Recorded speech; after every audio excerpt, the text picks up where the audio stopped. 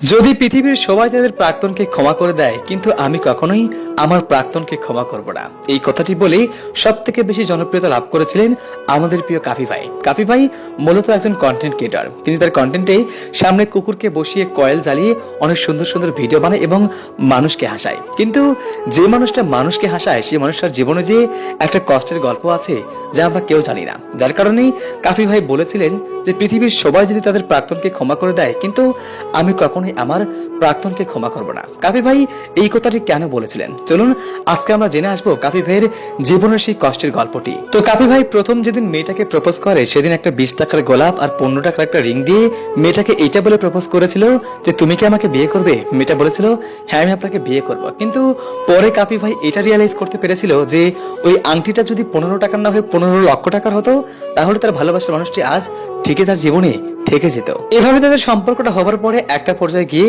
মেয়েটার পরিবার মেয়েটাকে অনেক বেশি বিয়ের জন্য চাপ দিতে থাকে। এমনকি মেয়েটার পরিবার মেয়েটার এক জায়গায় বিয়ে ঠিক করে ফেলে যে ছেলেটা কানাডায় থাকতো। তখন কাফি ভাই কোনোভাবে এটা মানতে পারে না, তাই সে বাধ্য হয়ে বুকে সৎ সাহস নিয়ে মেয়েটার পরিবারে গিয়ে বলে আমি আপনাদের মেয়েকে বিয়ে করতে চাই। বাট মেয়েটার পরিবার কোনোভাবে এটা মানতে পারে না। মেয়েটার পরিবার তো কোনোভাবে মানে না, বরং তারা আরো কাফি ভাইয়ের উপরে মামলা করে। তখন কাফি ভাই বাধ্য হয়ে এলাকা ছেড়ে ঢাকায় গিয়ে একটা বাসা ভাড়া নিয়ে থাকতে শুরু করে। এমনকি পবিত্র কুরবান ঈদের দিনে কাফি ভাই পুদিনা পাতা দিয়ে মুড়ি ভর্তা বানিয়ে খেয়ে দিন কাটাতে থাকে। এত কষ্ট করে শুধু মেয়েটাকে পাওয়ার জন্য। যখন সর্বশেষ লাস্ট বারের মতো মেয়েটার সাথে কাফি ভাইয়ের কথা হয়, তখন মেয়েটা কাফি ভাইকে বলেছে দেখো তুমি এখন অনেক ছোট, কেবল ইন্টারে পড়ো, তোমাকে দিয়ে এখন কিছু হবে না, তোমার সেটেল হতে অনেক সময় লাগবে। তখন কাফি ভাইয়ের আর বুঝতে বাকি থাকে না যে মেয়েটা বাস্তবতা বুঝতে শিখে গেছে, সে তার পরিবারের কথাই মেনে নিয়েছে। এরপরেও তো কাফি ভাই মেয়েটাকে পাওয়ার জন্য অনেক রকম ভাবে চেষ্টা করেছিল, কিন্তু তারপরে কাফি ভাই মেয়েটার এক রিলেটিভের মাধ্যমে জানতে পারে যে মেয়েটার পরিবার থেকে মেয়েটার বাবা মা মেয়েটাকে জিজ্ঞাসা করেছিল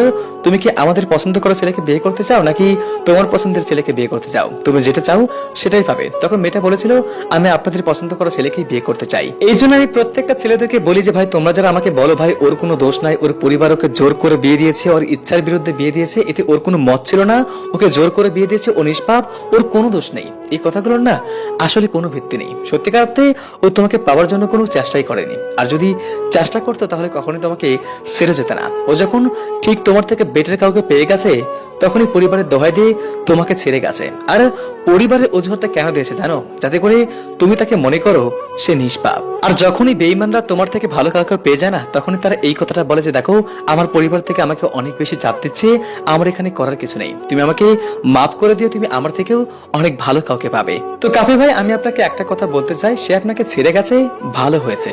একজন মানুষের মনে হয়তো আপনি জায়গা করতে পারেননি, কিন্তু